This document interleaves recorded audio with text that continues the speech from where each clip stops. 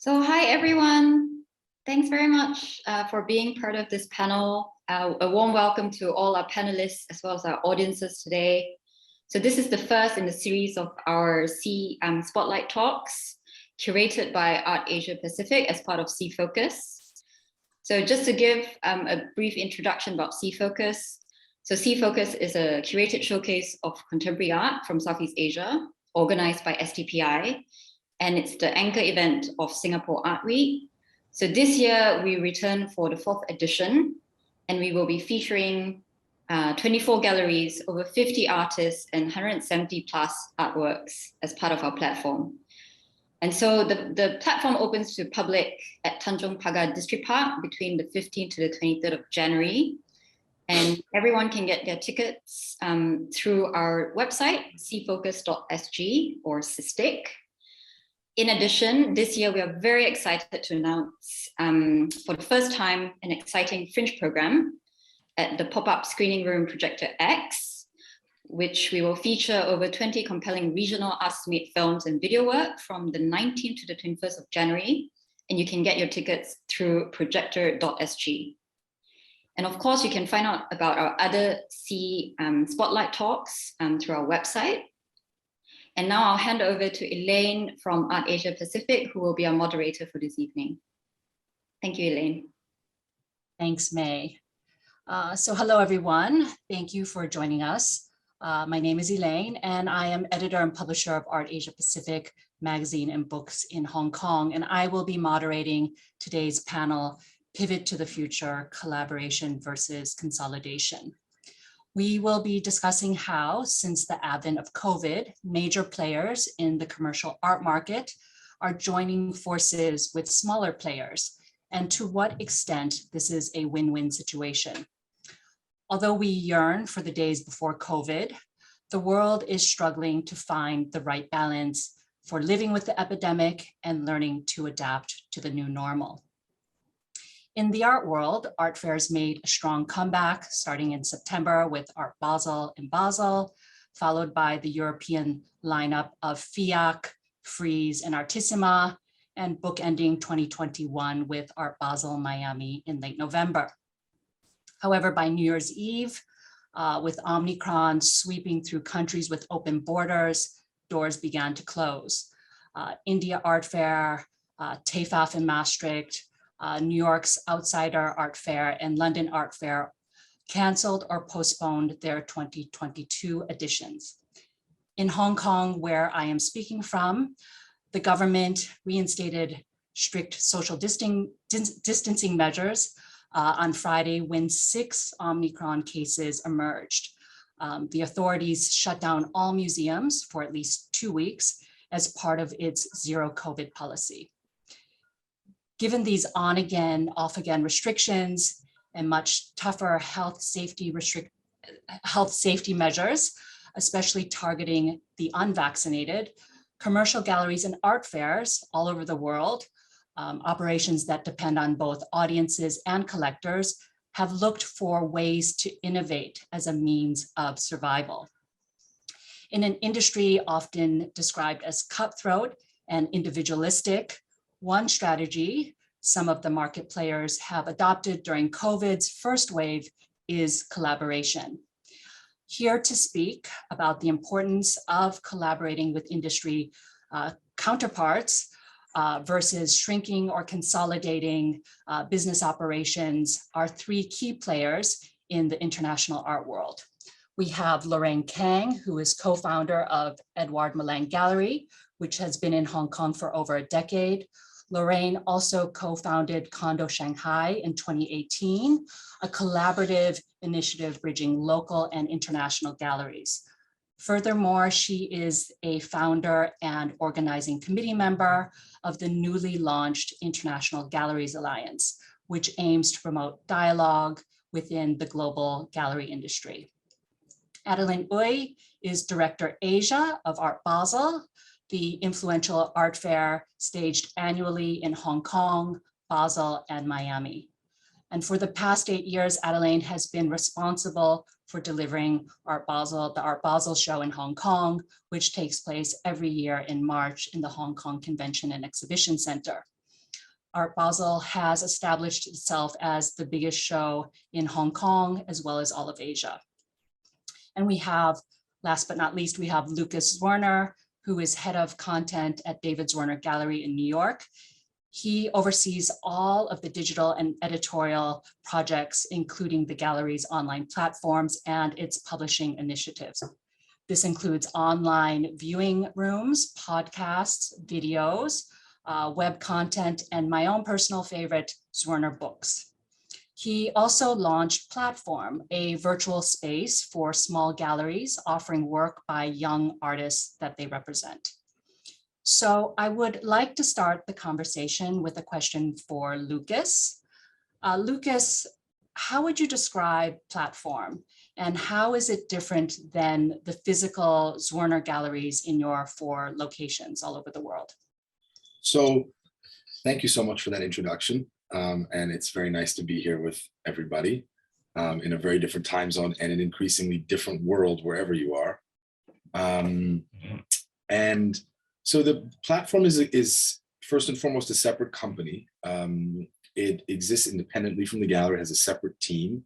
I'm really one of the few, actually my sister's involved too in this sort of crossover, meaning having a foot in the gallery and a foot in the platform. The platform has its own GM and its own team. It relies on the gallery for some curatorial advice, but it's increasingly its own thing. It grew out of a gallery initiative in early COVID, which was a charitable initiative where we actually gave up our proper website, the David Zwirner website, and hosted art from a bunch of different galleries in cities all over the world, beginning in New York, then going to Los Angeles, then going to Paris and Brussels, and ending in London.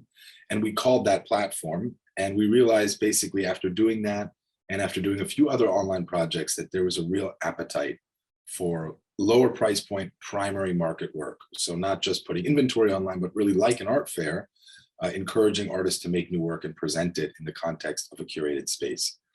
And unlike other online art spaces that exist, this really, the intention here is that it remains highly curated, very deliberate, and that the galleries really feel like they're in a context that allows their artists to shine and makes them feel good about what they're doing in their programming. And so kind of 8 months after we did that first iteration, maybe a year, Platform launched. We of course started incubating it shortly after the initial charitable version. And that involved bringing a team on and building a back end to a website and doing all the things that one does when one starts a startup. None of which I had done before. And obviously there was a steep learning curve, but I feel very lucky to have been able to do that. It's of course very rare to be able to start a completely separate business within a business. And that has been very exciting. But does that answer your question? It's related, of course, but increasingly feels like it has a life of its own. Yeah, that does answer. You know, the other thing that I was quite amazed to learn, I actually had never heard of online viewing rooms before COVID, but you had online viewing rooms. So how did the idea of working with other galleries come to you? I mean, what kind of void or gap were you looking to fill within the commercial system of the art world? So, yeah, we've been very lucky. We have a very talented colleague named Elaine who joined us, I believe, in 2017, and we were, you're right, the first gallery to have a kind of robust online viewing room situation, which was really taking the tools that are native to the digital space, you know, narrative tools, storytelling tools, video, all of the things that journalists and media have been using for, you know, well over a decade, and applying them to the presentation of art. And I always, you know, like to not dwell on the things that you lose when you can't see an object in person. And of course you do lose a lot, but there are also certain things that you can do that are very different when you don't see the object in person. And that is contextualize it in a really rich and robust way. And so we were early in applying much of, you know, a lot of that research and writing and content to art objects online. And I think it made us see that there was, that was something that could maybe be scaled, and that we were developing an infrastructure, and really we were developing tools, skills in a way that could be applied more widely if other galleries would want to partner with us. So it's sort of like taking an expertise that was cooked up over the last 5 years and applying it to other galleries. And I think what we saw is what everybody saw, that the delivery mechanism for small and mid-sized galleries, really independent galleries, is the art fair, and it is the brick and mortar space, right? They don't rely on huge email lists. Typically, some of them have growing in email lists, and of course, some of them do have online presences. But the vast majority of them are reliant on this global network of fairs and on their exhibition spaces and programming to reach audiences. And in early COVID, and again now, that's just being taken away. And so it really did begin as a way of connecting those galleries with our very active online audience, which we had also been cultivating for 5 years, right? So that audience was used to getting stuff from us digitally and was very excited to receive offers and inventory and stuff from other galleries. And then we also realized, which, you know, fair and square, that if we did it well, there was a business model there, right? A business model that would help the other galleries, and that would be sustaining and allow us to run this thing without, you know, running it at a loss, which no one wants to do. So that was sort of the gap that we saw. Yeah, thanks, Lucas. Lorraine, I want to switch it over to you. And, you know, as one of the original 163 dealer members of the International Galleries Alliance, I'm going to abbreviate it for IGA during this conversation because it's quite a mouthful, which launched last autumn.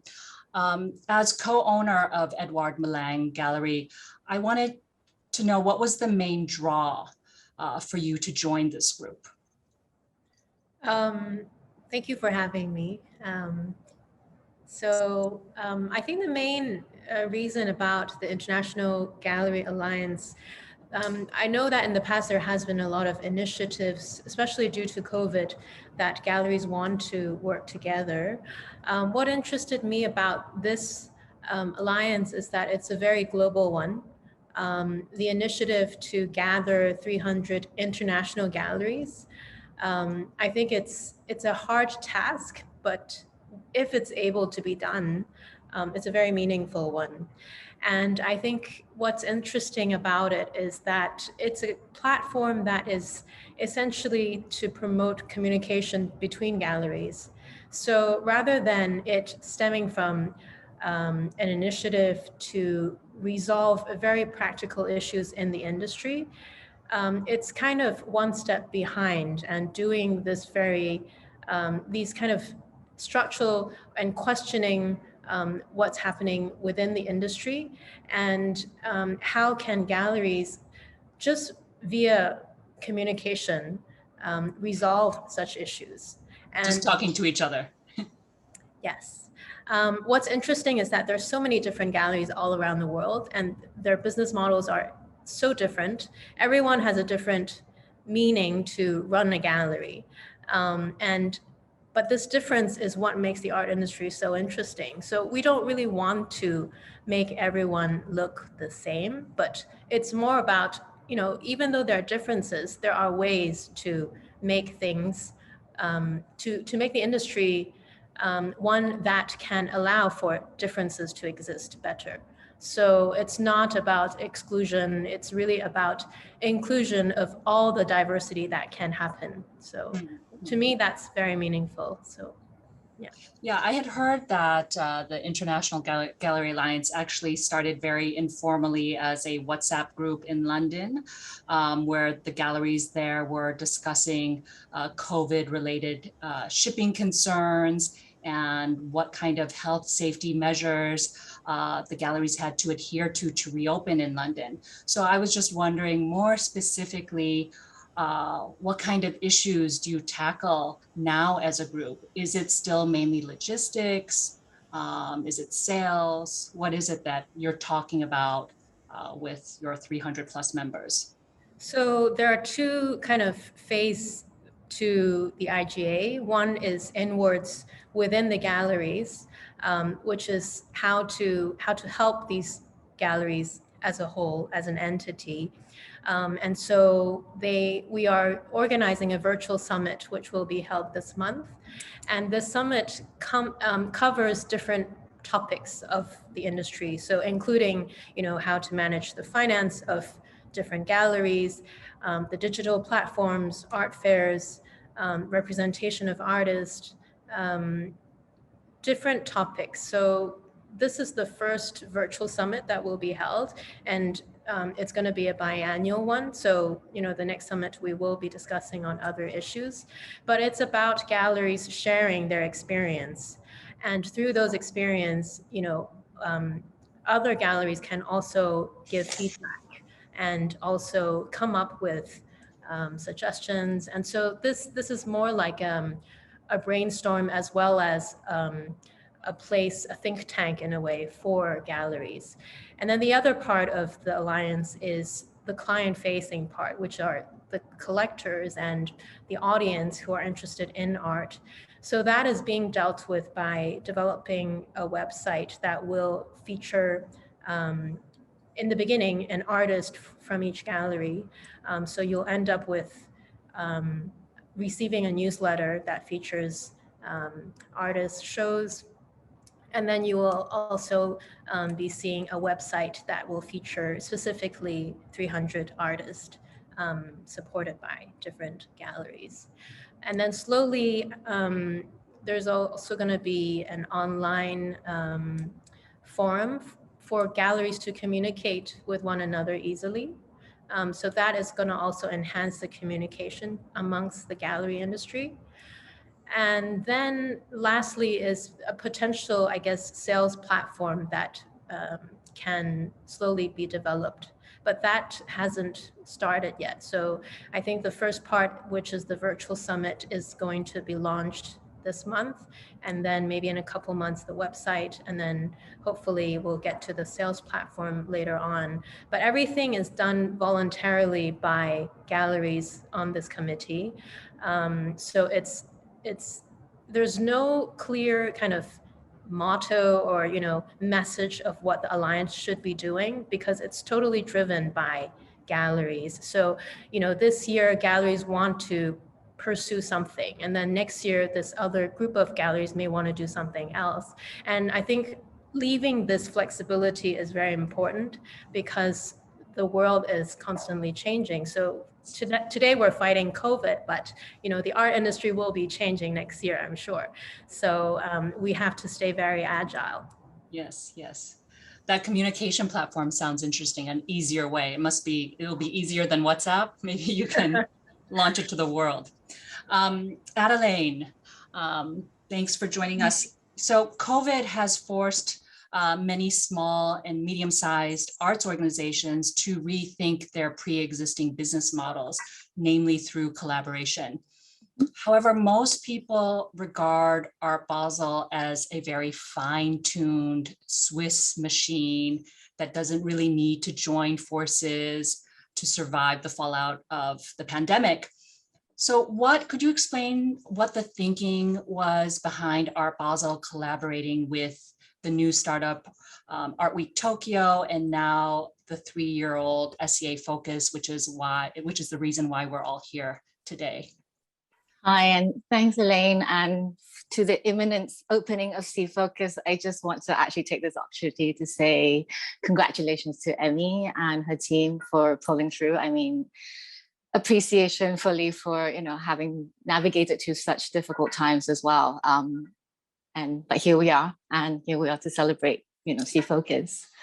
To your point, Elaine, I mean, I think yes, Art Basel may be a Swiss organization, but we operate within 3 different continents, right? And 3 very different sites. And I think for us, especially in Hong Kong, when we came here and we started up, we didn't want to be the foreigner in town. I mean, we saw ourselves very much as part of the community, if the community was willing to have us, and that we were willing to play our part. I mean, I remember Mark used to say, we're not this UFO sort of looming over, Victoria Harbour and beaming in every year. I think it was a very different approach. And I think, I think within that, I think that gives you, the heart, at the heart, I mean, the spirit of what we're trying to do here in Asia. I mean, it's a great opportunity to have, hosted so many successful Art Basel and Hong Kong shows. I mean, every year it grew, and every year, as the Asian person behind this with this amazing team in Hong Kong, I mean, we were just so proud, just to see this gathering of new energy and also new discovery and really getting to know each other. I think, you know, in Asia, we don't know each other well enough because we're very fragmented, you know, and I feel like this is the one opportunity, you know, this, apart from being just a commercial platform, that this is one way for us to see ourselves as a part of a bigger whole. And yes, you know, and of course, I mean, you know, yeah, we are a very well-oiled machine. We have been doing this for 50 years. It is, you know, a legacy. But, you know, I mean, I was thinking about what Lucas said earlier, that it's, you know, I think it's just all about, you know, despite COVID, despite the difficulties, here comes a great challenge if you want to see it bottle half full, right? Which is to experiment, to try something new. I mean, as an art fair, when do we ever get the chance to try something new? I mean, it's expected to be the white, you know, the white walls and, you know, the whole model, right? And it was a huge learning curve. I truly admit it was the most nerve-wracking, but also rewarding time, I feel, for all of us as team members and also as an organization. I mean, it was important to ask ourselves, how do we want to proceed? You know, and for us within Hong Kong and Asia, we want to be contextually relevant. We want to be contextually sensitive, right? And this is the beauty of Hong Kong as well. You know, through the years of just working there, I mean, I'm constantly struck by the solidarity. I'm struck by the spirit of people just being able to work together. And May happened, you know, and true enough, we pulled it off against all odds. And I don't take, you know, as a representative of Art Basel, I don't take it for granted that everyone played a part and everyone, you know, I mean, it was just so moving. I feel like out of the history of our shows, this one probably was, to me, the most successful, just because of the support that we felt, and not just in Hong Kong, but in Asia and across the world. And, you know, and sorry, I'm rambling on, but I just wanted to give you some context. And it was with these relationships in mind that, you know, AWT, our relationship with AWT, Art Week Tokyo, and now with C-Focus sort of was born. It wasn't that as though Art Basel Hong Kong set the strategy and said, okay, we're going to do this and we're going to fill in the blanks. It came out of, you know, very long drawn conversations through the years, really, you know, with Sukuni Nagawa, who is the founder of Art Week Tokyo, and separately with MEU, you know, director of SDPI, and also, you know, the artistic director of this wonderful project.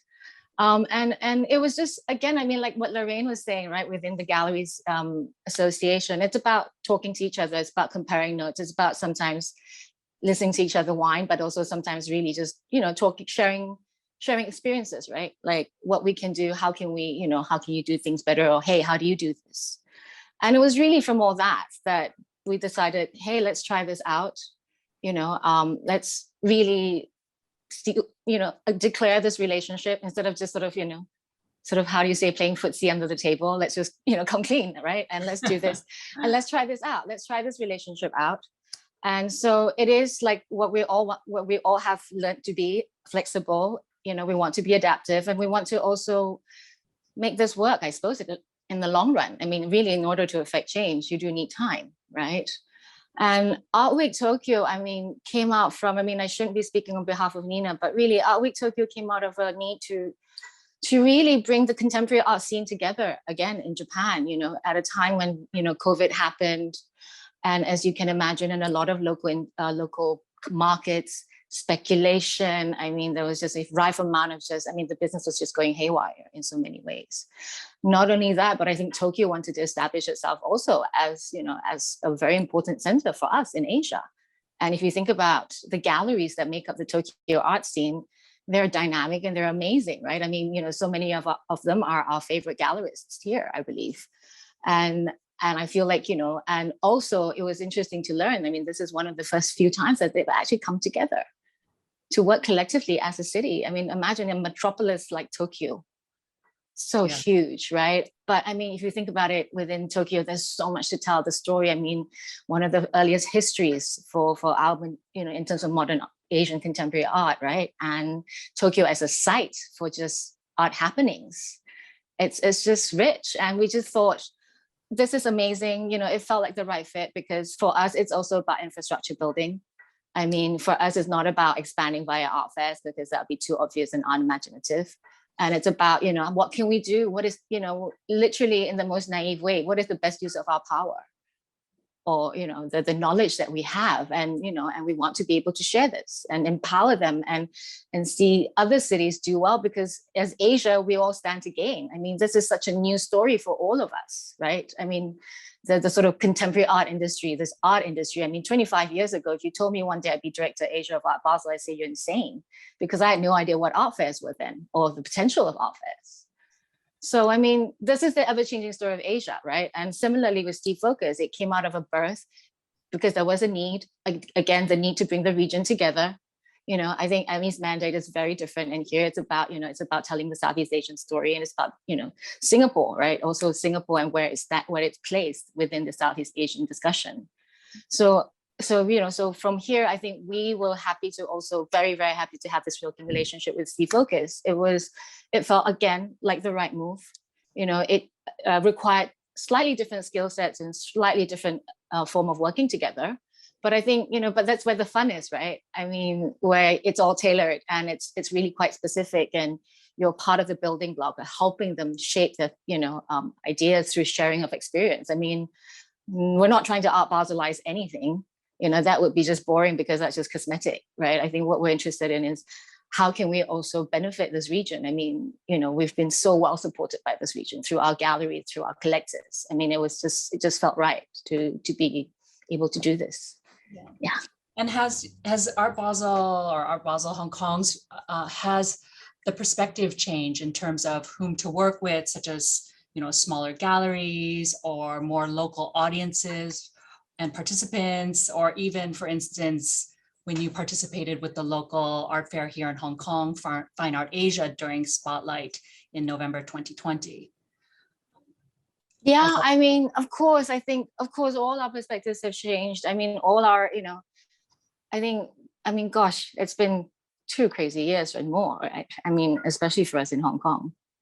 And I do feel that, you know, I think one thing that we benefited from this was really to be able to spend time to really foster the close relationships that we've begun to build. You know, I mean, we were there in Hong Kong for the past 8 years, but as an international fair, you know, we had very little time.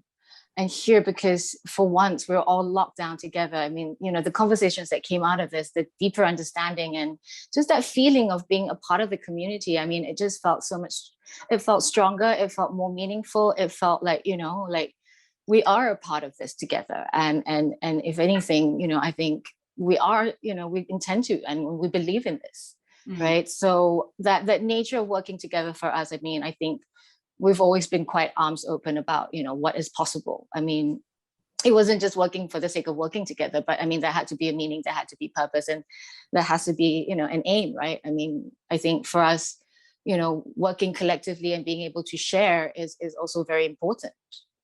And it's also very much a part of the spirit of this part of the world. I mean, you know, people show up for each other through thick and thin. Yeah, yeah.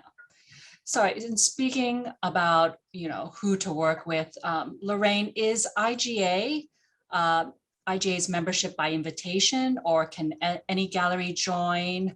What are the criteria for membership? So there are around 20 plus organizing committee members. These committee members recommended galleries to be on the IGA as members. So for the first year, it's by invitation. So the selection process was done by voting amongst these organizing committee, along with around 20 plus voting committee members. So around 50 galleries in total voted to invite around 300 galleries to join. And then this can change. We can have more members join the next year. And so we're looking at inviting more members on a kind of biannual basis. So reviewing which galleries are interested and then inviting them. The process of how we selected the galleries were based on our knowledge of various galleries around the world. For me, I worked on inviting Asian galleries to join, and also providing as much diversity as possible for this platform. So some galleries probably don't have so much knowledge about us yet because it just hasn't been launched. But I'm hopeful that once it's launched, people will have more awareness of what it is and what it does. Yeah. So I also read that IGA emphasizes this non-hierarchical approach and has gallerists from all over the world, including heavy hitters like Gagosian and Marion Goodman, but also smaller galleries from the non-Western world like Arthur in Jeddah, Row Projects in Jakarta. So I just wonder, how does IGA achieve this non-hierarchical approach? So the selection process and the invitation process made it possible that we could engage any gallery that we wanted. So there was no point to just invite a certain tier of galleries, but really the idea was that a big gallery can learn as much from a small gallery and vice versa. And there's so much that can be learned from one another that it was essential that there has to be a huge difference in terms of the size and how people ran the gallery, and also the type of artists that each gallery represented. So we tried to kind of tally up the number of galleries from on a geographical basis, as well as on the size of these galleries. And speaking of hierarchy, Lucas, how do you feel about the skepticism some industry figures like another mega gallerist, Larry Gagosian, has expressed about the sincerity of your gesture to offer a platform to less visible colleagues and their artists? What percentage of sales, what percentage do you take from sales? And would you ever consider foregoing commissions and adopting a subscription model instead? So on the Larry front, I mean, you know, I would say he's sort of one to talk, you know, it's not really, he's not the person, he's not the moral police that I would be most concerned to listen to, as it were. But I think he knows that that's how I would feel. You know, we actually spoke to lots of part of the galleries in advance of launching Platform as a standalone company. And our feelings after speaking really to basically the entire inaugural group of something like 40 to 50 galleries is that they were much happier with what we would call a success fee, which is if we manage to deliver on our promise to sell the art that you put on, we take a commission, right? So you don't have to pay anything up front. You take on no principal risk. There's no upfront risk. And many of them said that, of course, what's prohibitive is taking on the risk to go not to a branded art fair, so not to a Frieze or an Art Basel, but to a local fair where you still have to travel, transport art, you know, have hotel for you and your staff, interrupt your programming so that you can go and be at the art fair. All those things, if you're an independent gallery, small to mid-sized gallery, are disruptive. And if the risk that you take on is not then rewarded, and you don't have the right clients aren't there to buy the work, then of course the whole thing is actually, you know, financially problematic. And with the frequency of these, increasing frequency of these smaller art fairs, it felt like there was room to come in and deliberately say, this isn't subscription based. We will take care of all the logistics. The team that we've hired will do basically everything. All you have to do is submit images and artworks. We'll even help you understand what we think will be most successful for the audience on Platform. And so a lot of the decision making is collaborative with the galleries, right? So they'll say, we have these 4 artists that we're interested in showing, and we'll say, well, we think actually that given the other artists who are showing in March, that you might want to consider these 2 of the 4, you know, and why don't you talk to them and see how they feel. And every gallery gets 3 to 4 months lead time to work with their artists on work. What's amazing also is that 60 to 70% of the work that goes up there is fresh, meaning artists are making it for their presentation on Platform, which is really amazing. So, and then the commission percentage is 20%. And, but, you know, all of us who work in the commercial world know that most galleries are able to extend a 10% discount. And so we feel like that, you know, if you think about the discount, we're really only asking for 10%.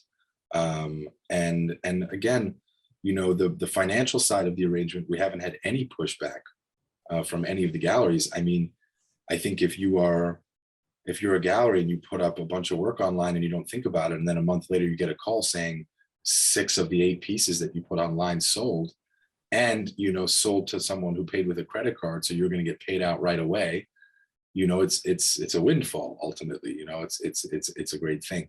And the other thing that's very nice about the e-commerce part of what we do is the kind of immediate payment.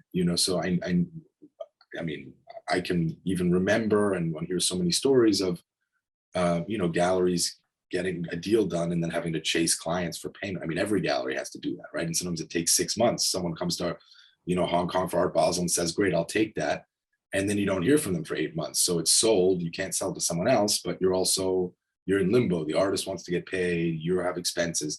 And so here, all the transactions are immediate and the galleries get paid out at the end of every month. But, in some cases, if they want to be, they can be paid out between 3 and 5 business days after the transaction occurs. So there's a real degree of speed, efficiency, low lift on the galleries so that the infrastructure is not required from them. And I think all of that makes it very much worth their while to pay the commission. That's been my sense. If, a huge swath of galleries came to us and said, by the way, we no longer want to do it this way, we think platform would be better as a subscription model, I mean, that would be a conversation. Obviously, we are very much a partner to the galleries. But, the last thing I would say is Larry's comment was that we are somehow incubating artists and then we're going to sort of pluck them from the gallery. That's absurd. You know what I mean? Like, that's just not, everyone knows that's not how it works. You know what I mean? We have so many other galleries that we partner with regularly on artists where we have always been very collaborative. I mean, we partner with Canada on Catherine Bernhardt, with Victoria Moreau on a whole slew of artists, with Ramekin on Andra Asuta. There are so many with Carlos Chagawa on Oscar Murillo. So there's so many other galleries in different parts of the world and at different scales who we consider great colleagues, collaborators, and partners. And I would say the interesting thing is, and I guess that's up for debate, is the art world originally was a very collegial environment. Being a gallerist in the 90s, when the kind of international art world that we now recognize began to develop, you were going out on a limb. It was a passion. Those were all passion projects. If you think about those early New York galleries, and I would say it's the formation of the kind of aggressive, big market, large secondary market international art world, which Larry was integral to, that created a highly competitive environment. And I actually, I think moving away from that highly competitive environment toward, as you said, a collaborative one, is really, could really be the future. Yeah. Lorraine, I know IGA, you mentioned, is going to start a website as well. And I was wondering if you're going to take a percentage, or is it just dues, or a combination of both? And there's also this discussion about keeping the sales data private. So when the site is eventually launched, who will administer the platform, and how are you going to ensure that that data is kept under wraps? Because someone is going to be looking at it, right? It's going to be looked at by a website designer, like an agency. So none of the gallery members will be involved. Same for the database of the mailing list. This is all done via galleries asking their own collectors whether or not they would like to be subscribed. So no one is forced to be on the platform or be informed about it. And for the sales platform, we haven't really discussed much in depth about that. But I think it would not be a platform that would allow you to make payments immediately. It's more to give you the information about the artworks, the shows, and then to so something quite different than Lucas's platform. Yes, it's more to direct sales back to the galleries themselves. Right. Adeline, as you know, there have been murmurs within the industry, the art industry, about how art fairs will become less relevant as COVID continues to linger. What has Art Basel Hong Kong done recently or plan to do to help galleries with less travel and less luxury events to participate in? And what can galleries do for Art Basel Hong Kong, or Art Basel? And is there a way to create more synergy? I mean, I think, the fact is we are an art fair, and we do still have to serve that function. But I mean, I think ultimately the goal here is how can we help our clients be successful? And by that, I mean our galleries, right? I think, the very first one I would say would be obviously us in 2020, jumping onto OVR, right? Online viewing rooms. And at the time it was new, and at the time it was still a huge learning curve. And I think we've been learning all this while. And I think you saw us through several different types of formats, where it was a sort of large 200 over galleries sort of platform, to the smaller curated ones, like say the 20th century masters, or the 2020 the 2020 drop, right? Like certain thematic curated ones. And I think, for us, in terms of what we're trying to do for our galleries is really just, again, having these conversations and listening to their feedback, like for instance, within the OVR, what wasn't working, what works, what needs to be done. I think it was really very much a project that we were working in collaboration with the galleries. I feel, without their feedback, there would be no room for improvement, right? And I think, in terms of like, back to the Hong Kong show, if you think about 2021 May, it was a very unique model. We were trying out our very first so-called hybrid. We introduced new innovations. We looked at other industries. We borrowed. The one thing I feel like among a few things, the show experience assistance that we introduced as a service to all our reps. All our VIPs who can't be with us physically in the show floor. We brought them in via a video chat, and we gave them virtual tours. It was about, for us, the solutions we were trying to figure out solutions in which we can bring everyone as close together as possible. And through our social media channels, as you can see, the content has become 360. We're no longer seasonal. We're trying to tell the stories for our galleries through our tutorials, placing things in context. So, like for example, again, like I think you'll be, I think in this you can expect news from different markets, different regions. So I guess in a way, we do feel like we are trying to play our part in terms of helping the galleries be more successful by amplifying. We do have a very strong network, and we're very grateful for that.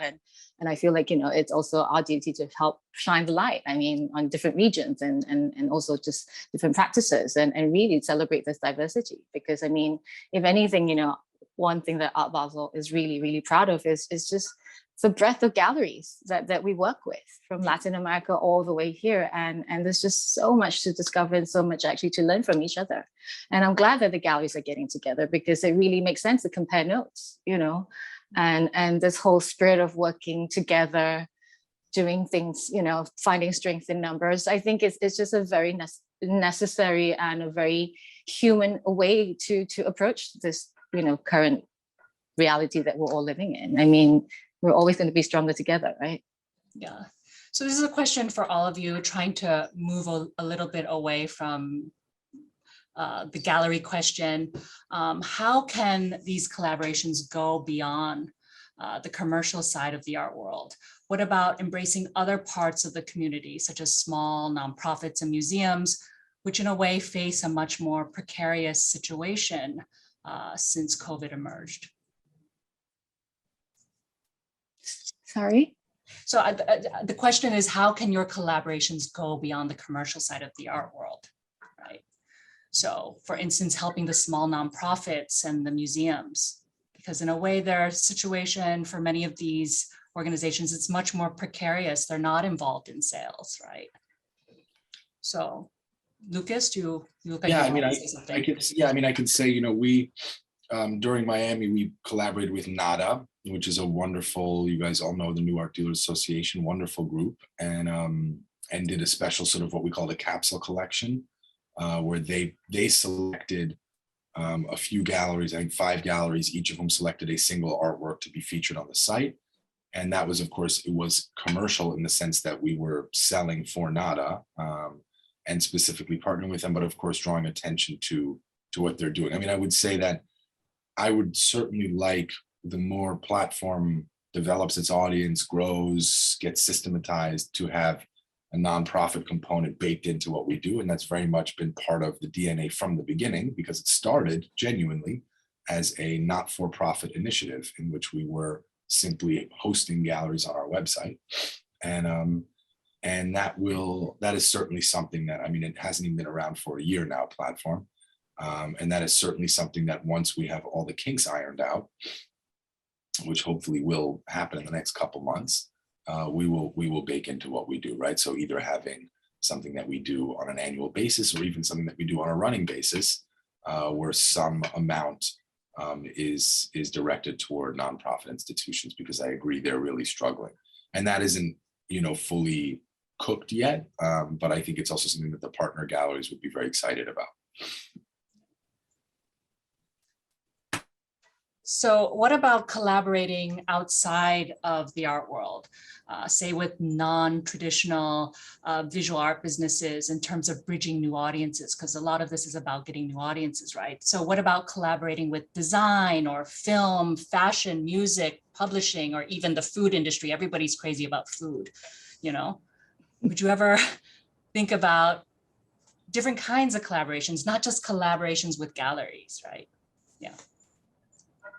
Yeah, I mean, in a way, I mean, we are kind of doing it. We are in the midst of it. I think we're looking into working with different models, working differently. And I feel, I mean, in Hong Kong, I mean, we've always done as much as we can to shine the spotlight, not only just on the show itself, but we've always tried to let others, see the vibrant cultural scene that we have. I mean, there's always been focuses on our institutions. We work collaboratively with them in terms of our VIP programming, right, through the Hong Kong shows. But of course, I mean, I think, and I mean, it's just a shame that we can't be closer to other institutions outside of Hong Kong that, we would have loved to have more engagements with. But nevertheless, through the past 2 years, I think, our VIP team have been relentlessly, working on trying to keep us all together via Zoom through, the several other sort of visits of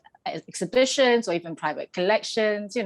I think we just sort of took what we normally would do and just sort of placed it online for now, right? While no one can see each other. And it's still important. I mean, it's not the same, but again, Lucas's point, you focus on the positive and you focus on what else you can't do, right? Otherwise. So it's just, again, about looking at from different perspectives and finding small wins and also finding fresh approaches. I mean, I think, it's been interesting to look at how the fashion world has adapted. Or I think, and I think for us, it's also interesting to learn from others, right? So it's about that, really. Yeah. The one thing I would say about other audiences that we think about quite a bit, both in the gallery proper, but platform as well, is there are things you can do. It's always a trade-off, I think, in reaching new audiences, right? If you kind of go completely, you do whatever you can to reach as many people as possible, then you're probably sacrificing something of the core mission or something of the sophistication or intellectual aspiration of what an artist is trying to do. So it really feels like a balancing act. And there, I would say our core clients really are the artists and the galleries. And if they are not comfortable, it's funny, it's the thing I was most involved in once the company had launched, was making sure that what we published on the site, because there's quite a bit of content on the site, was, broad enough to appeal to a non-expert audience, but in no way disrespectful or glib or kind of too quick to categorize either work or the practice of an artist. And often that means privileging the artist's voice, so lots of interviews, and of course, giving the galleries themselves a place to talk about what they do and how they do it, and not kind of overly editorializing or, immediately aligning oneself with a fashion brand. The great thing about fashion and food is that they have huge audiences because everybody wears clothes.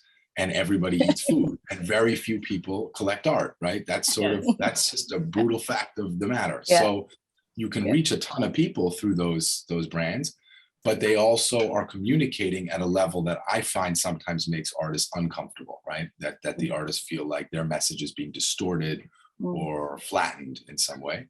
And it's very important to us in everything that we do that is not the case, because I think that is what makes our industry so special, that we are preserving a kind of preserving complexity on some level, you know, complexity of communication, complexity of ideas.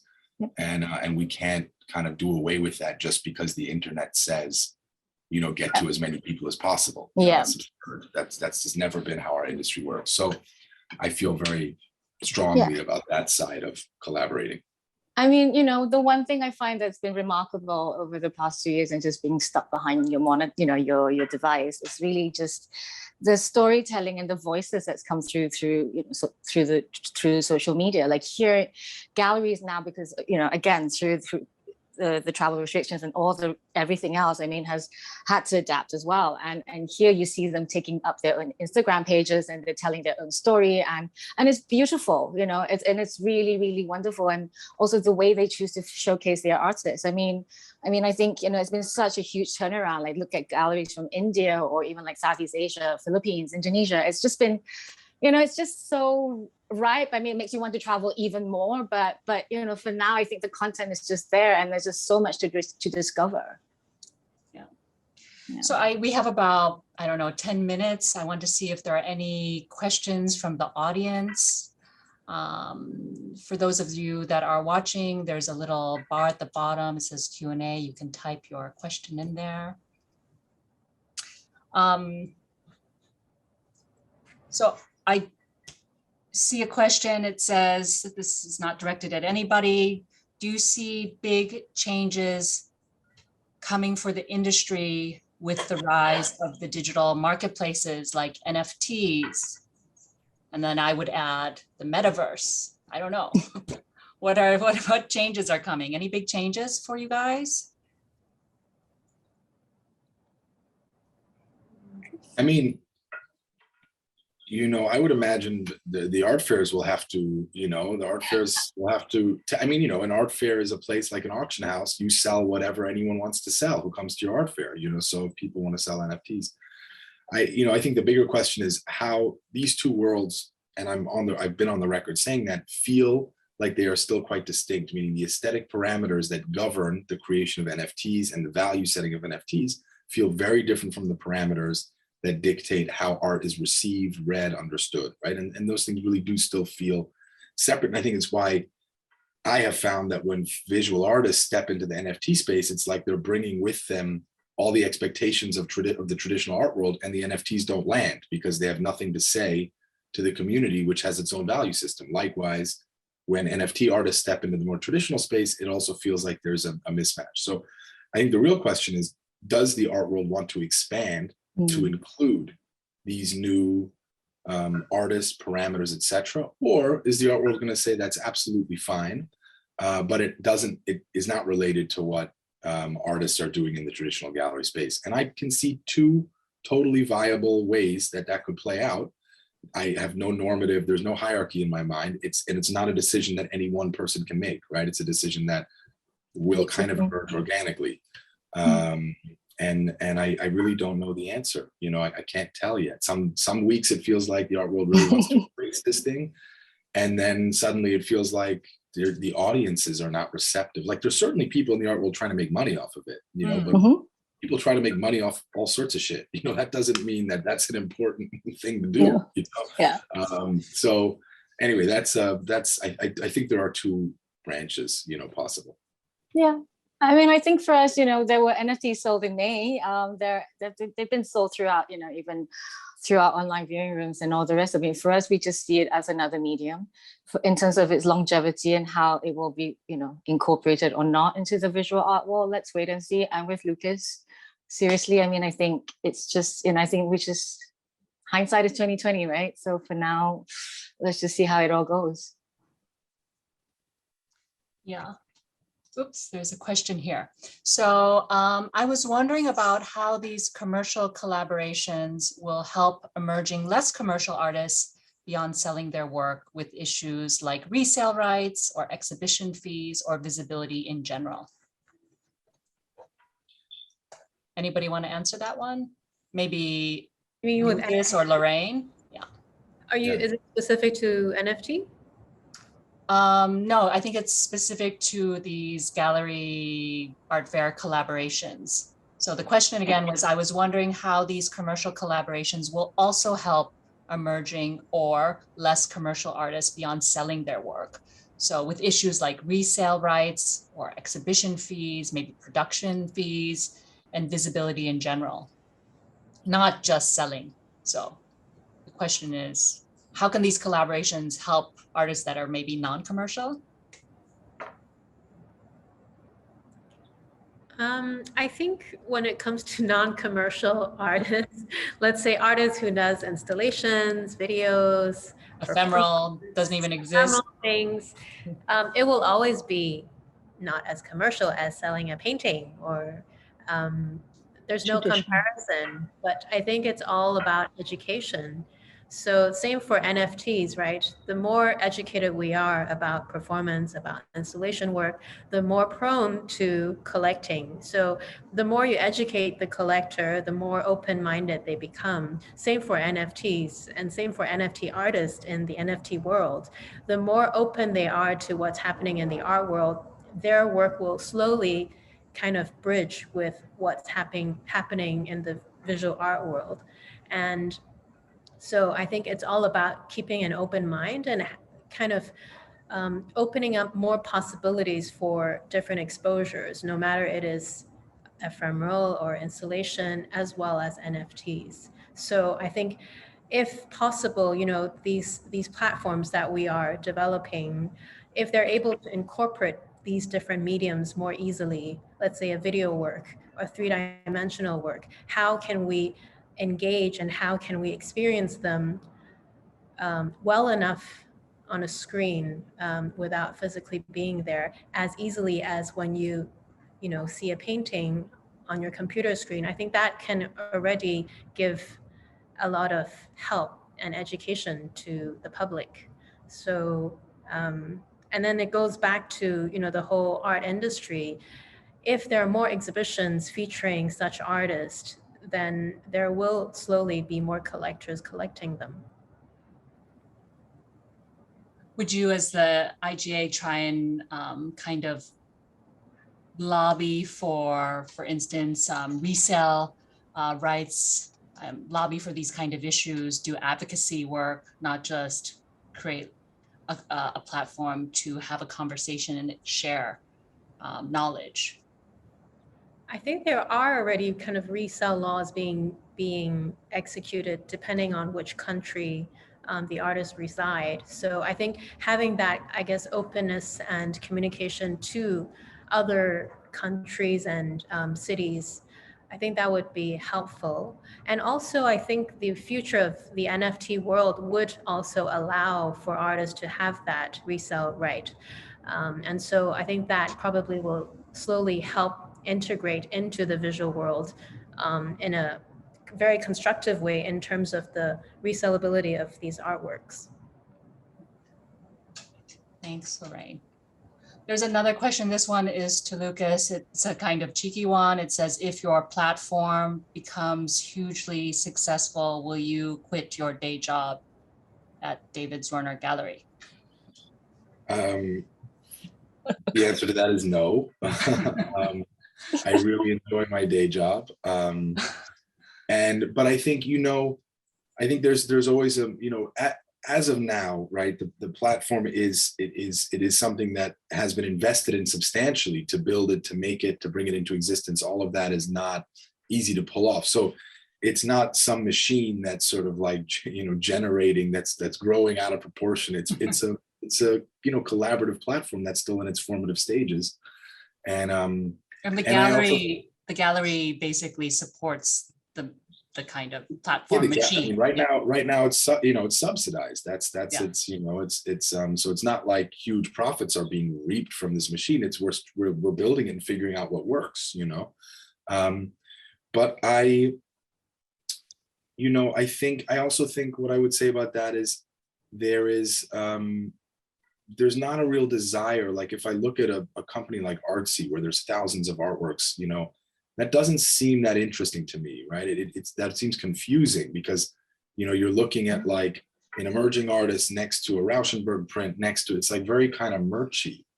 And I think the whole intention behind this, the thing that made it exciting as a project was, can you design an online space that is both totally e-commerce forward while feeling substantial as an experience, right? So the thing that I would say, we were all proudest of, the platform team and all of us, was just the way the site experience feels and looks. Like it feels rich, it feels kind of dense. The objects look good in space. There's, we thought about every piece of space around every artwork so that they're never crowding one another, so that, when you look at them all at once, it feels dynamic, not like you're looking at an Amazon grid, that was sort of like the opposite. So how do you create a space, digital space, that's both e-commerce forward and highly respectful of the art object, even if it's just the digital manifestation of the art object? So that of course imposes certain limits on the scalability, and we would need to sort of crack that issue first. Like how do you scale, while maintaining that kind of quality control, right, around everything that happens. So but the answer to the question is no, not at all. Yeah, the one thing I did notice when I was going on the platform is that there were only like 2 prints available when I went on recently. And every name that I clicked on, it said sold out, request to be on a waiting list. So what happens is that the galleries, like once they sell, it's refreshed once a month. Yeah, exactly. So you'll see this morning in a couple hours is the VIP launch of a print month that we're doing. So it's the first time.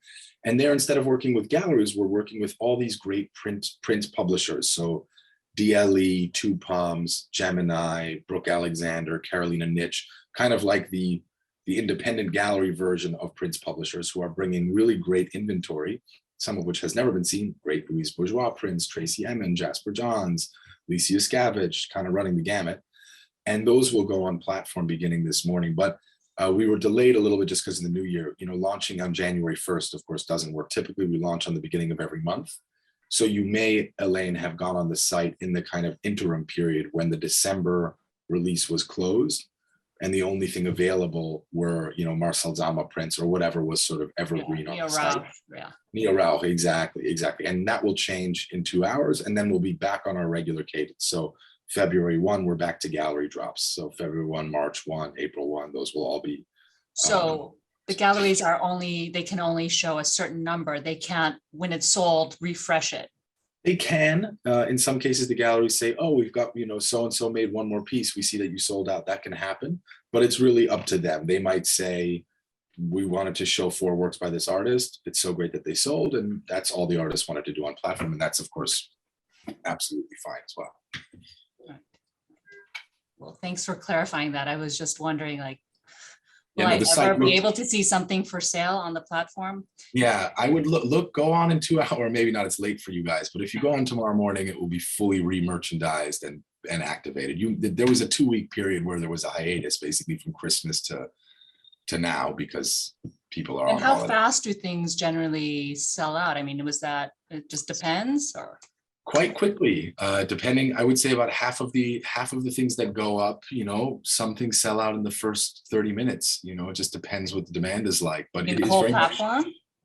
No, not the entire drop. Certain artists. Yeah, certain artists. It really depends on, if the artist, there's different things. Is there a show concurrently that's got a lot of buzz around it, and so people come to the platform and see additional work, etc. It depends what kind of buzz there is around the artist, and also how much each gallery is actively promoting the release to their client base and directing clients to platform, which many of them do incredibly effectively.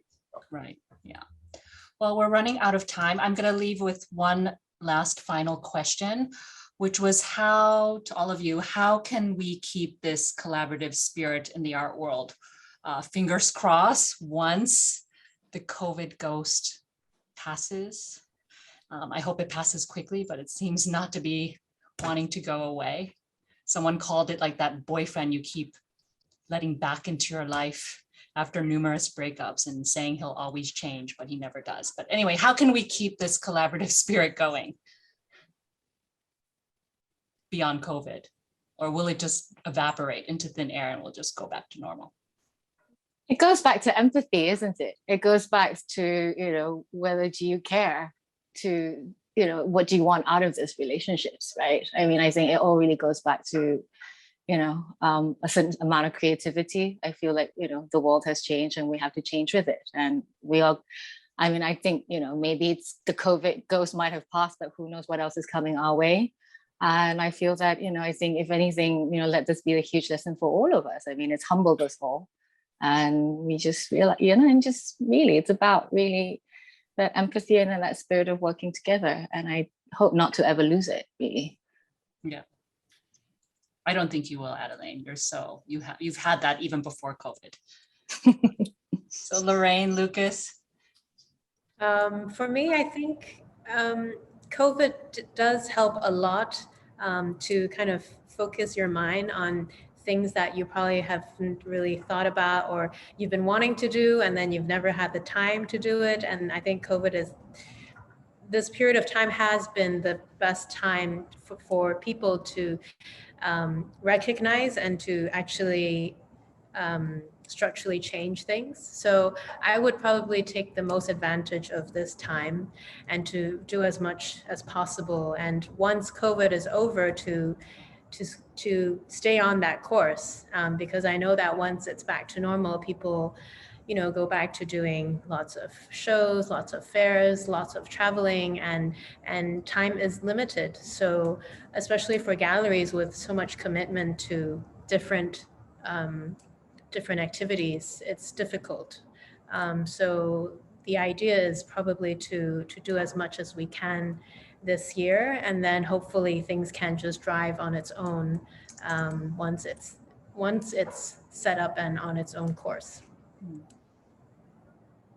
Yeah, I mean, I would just say, communication. I think there's been so much communication because everyone has felt so, everyone's at a loss of what to do because this is all new territory for everyone. And I think, the IGA, but and all the groups that are bringing people together that encourage communication are going to be very valuable for continued collaboration. And I do think so much of it, like all things, I think it's a little bit to what Lorraine was saying. The more you educate, meaning the more you know about the people that are in your industry, the more willingness you're going to have to collaborate with them. Once you're sitting face to face with other gallerists and you understand what motivates them and what they're trying to do, then of course it becomes less of a competitive landscape and more of a collegial environment where everybody can succeed, which is genuinely how I feel about it. And it doesn't need to be this, this other thing, so that would be my hope. So thank you to the audience members who asked questions, and thank you, Adeline, for joining us from KL. We can't wait to see you in person, hopefully by Chinese New Year. Lorraine in Hong Kong, always wait to see you, and especially to Lucas for waking up so early in the morning. It's now 8 a.m. In Manhattan, in New York City, post-birthday. So happy birthday to you again, Lucas. Yeah, and to participate in this really important, I think, relevant conversation about collaboration, especially as we all try and pivot towards the future. And speaking of the future, this weekend, S.E.A. Focus officially opens in person in Singapore, if you're in Singapore, and also online this Saturday, January 15th and January 14th, if you're in the Americas. I encourage all of you to go check it out, support an artist, support a gallery, support S.E.A. Focus by acquiring some really fantastic art from Southeast Asia. Thank you again to all of you for joining us. Goodbye. Thank you, everyone. Thank you, Elaine, as well, for being the wonderful moderator for this session. And thank you to all our speakers.